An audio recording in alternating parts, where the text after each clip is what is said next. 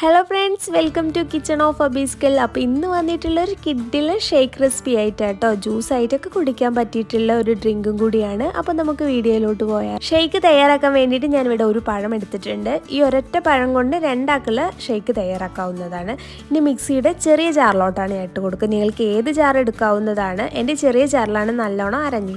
ഇനി ഈത്തപ്പഴം ഞാൻ വെള്ളത്തിൽ കുതിർത്ത് വെച്ചിട്ടുണ്ട്. എന്നാൽ പെട്ടെന്ന് അരഞ്ഞ് കിട്ടും. അതിന് വേണ്ടിയിട്ടാണ് ഈത്തപ്പഴം ഈ പഴത്തിൻ്റെ കൂടെ ചേർത്ത് കൊടുക്കുന്നുണ്ട്. ഇനി അരച്ചെടുക്കാൻ വേണ്ടിയിട്ട് ഞാൻ പാലാണ് ഒഴിച്ചു കൊടുക്കുന്നത്. പാലും കൂടി ചേർത്തതിന് ശേഷം എല്ലാം കൂടി ഒന്ന് സ്മൂത്തായിട്ട് അരച്ചെടുത്തിട്ട് വരാം.